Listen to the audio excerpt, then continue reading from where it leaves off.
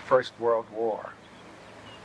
It includes the line, "Look down and swear by the green of the spring that you'll never forget." Every combat veteran is faced with a never-ending challenge. We want to remember the comrades we shared war experiences with on the other side of the looking glass. But at the same time, we need to forget much that happened there in order to live at peace back home. As I said in the film, I want to remember, I need to remember. Peace is my passion, but I'm not a pacifist. Sometimes good people are confronted with terrible evil that must be resisted, with force as a last resort, a very last resort. If anything was evil, the Nazis were evil. Wherever they went, they brought cruelty and death. On the other side of the world, the Japanese were extending brutal domination over people in the Far East, and then attacked us. Fighting the evils of fascism and domination was something we had to do. The conflict may have been necessary, but at the same time, war, any war, is an immense human tragedy. Millions of living human beings died in the Second World War. Soldiers, sailors, airmen, men, women, and children all over the world. We can honor the members of our armed forces who fought and won, but without celebrating the red beast of war itself. Most of us who fought were not heroes. We only did what we had to do. Unfortunately, for decency and civilization itself, we won. Now, many years later, we remember the millions whose lives were cut short in the vast cataclysm called the Second World War. In this little film, I sought simply to think again with a sense of sadness of my shipmates and of the soldiers on board who perished in the cold waters of the English Channel that night my ship, LST-376, was hit by a German torpedo long ago.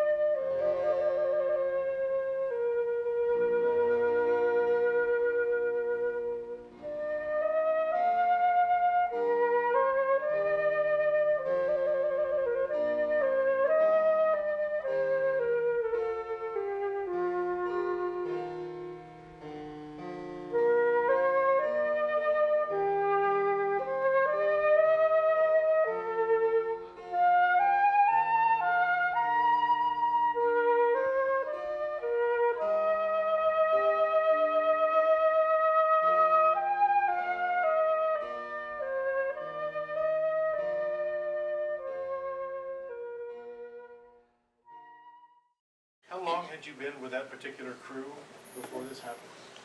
Oh, year and a half. No. Let's see, we got the ship in 1943, and then went overseas. The Sicily invasion was July 10th, and Salerno invasion was September. Now we're in 1944. No, 43, and then we went up to London, to England, and that was on June the 9th. So I guess I was with them for a good long time. We got to know each other very well. And that's one of the, Glenn Gray writes about this, one of the strange appeals of war. You become such good, now you saw that picture of me with my friend in London with Bob Ballard, and he and I were intimate friends. Glenn, one other writer calls it homoeroticism, that is, it's love without sex. And we had a love affair. We just, it was so.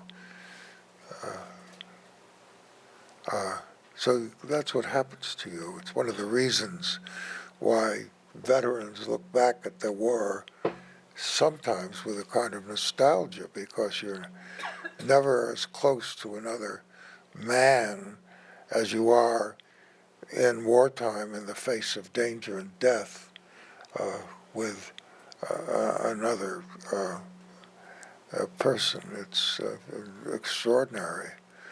Maybe a great love affair will bring you that close, but that doesn't last forever. Chrissy. Is it possible for us to get a copy? Well, I think maybe. I think I'll hold on to it for a bit, and we'll be showing it, I think, but I'm not quite ready to. I don't know how I feel. We're working on other distribution ideas, but getting a nod from PBS was pretty big for us, and if we can really gain some traction there, it would be very helpful for us. May I ask Professor Hochman, I imagine that the journey from Italy to England was perilous. Yes, it was. Do you want to hear about this? Yes, we were in a huge convoy with a couple of tiny escort vessels, and then one day in the Bay of Biscay, a big German flying boat appeared, and that night some little British sloops, they were called, and two mini carriers, merchant vessels, but they had on them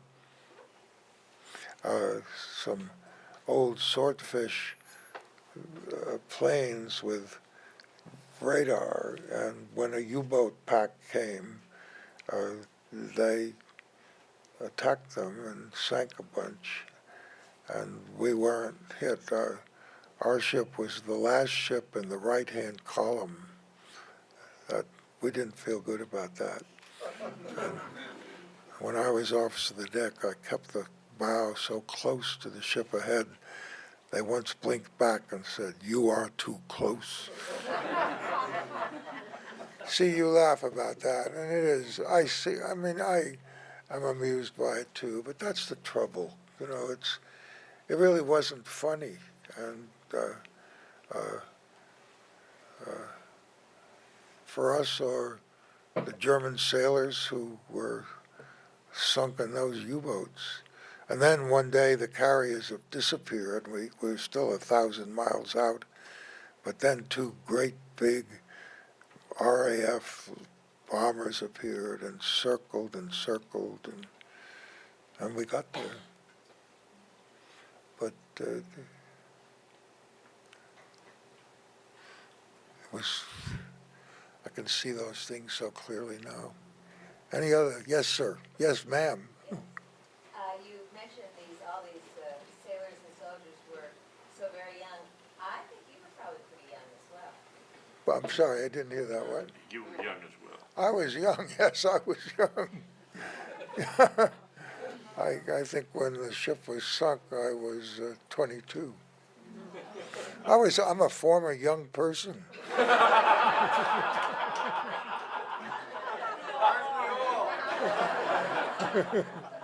Big club. Anybody else got any questions about it? Again, yes, sir. We were discussing this morning the idea of heroism, and you did what you had to do in a horrible situation. You said you're not a hero, but No, for me you are. no, please. You know, that's a problem with this. I did my job, and I think I did it well. The skipper thought I was good, but I don't understand. Millions of us were there, and we did what we had to do. And I don't think it was. I don't look it back at as heroic. I have that problem now with people like you. I'm teaching out at a little bit out at a juvenile detention center, and the teacher I teach with out there is always calling me a hero. It's embarrassing. I did what I had to do. Bill, the reason... Maybe we can refer to it as the Great Generation. Yeah. Oh, I was going to say, the reason why people think you are a hero is because you're a hero to everyone here whom you've touched over the years. I just did my job. Well, regardless of getting paid for it, it's apparent that you are passionate about teaching and about people, and that's why you are dearly loved. Yes.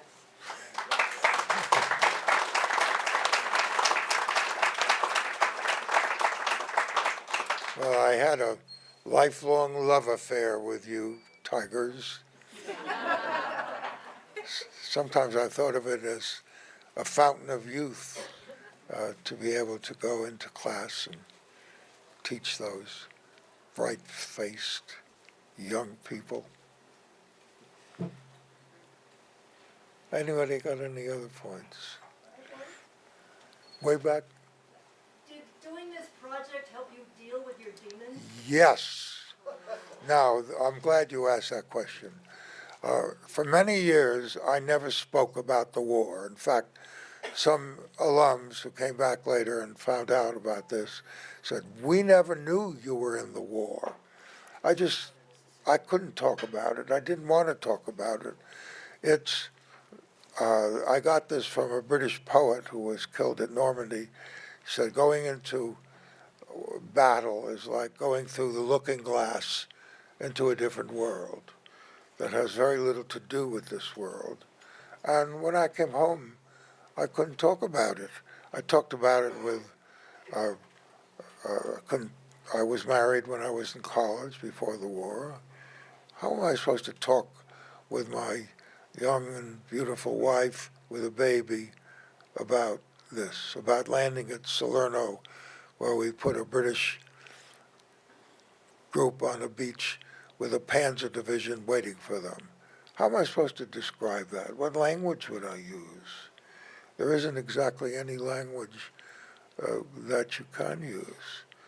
I had a friend in graduate school who had been in the infantry in Italy, and on his first day up on the line, he shot a German soldier through the balls. The guy lay there and screamed for a few hours before he died. That was the beginning of his war. And he used to come out for dinner, and my wife would go to bed, and then we'd sit up all night drinking beer and telling each other stories, the same stories, over and over again. I knew his stories as well as he knew mine, but we talked and talked. But when I came to this beautiful place, I never talked about it. And then I made this movie, and it was as if I put some of the memories in a safe place where they would reside, and I didn't have to fight to think, well, I want to remember this, I want to remember that. And then I relaxed, and I began to talk in class. I used to teach a course about the Civil War here without talking about any battles, Civil War, except for Gettysburg. You have to talk about Gettysburg. But because I knew that war, every eye would be on me. Students looking, and that's the trouble. Veterans tell these stories, and young people. A British poet once wrote, he said, about this, he said, don't tell to children ardent for some desperate glory the old lie, dulce et decorum est pro patria mori. That means it's sweet and beautiful to die for your country. No, it's sweet and proper to die for your country. Well, it may be proper. You have to do it. But please, it's not sweet. And I never wanted to do that with the students. But then I began to talk about it, and I felt better. So earlier today you talked about students that didn't want to go to Vietnam coming and talking to you. Was that its own special tension inside your mind playing? Well, I appreciate, I thought the war in Vietnam was wrong, and I understood them. And that's when I started making these peace pins. I'm not a pacifist,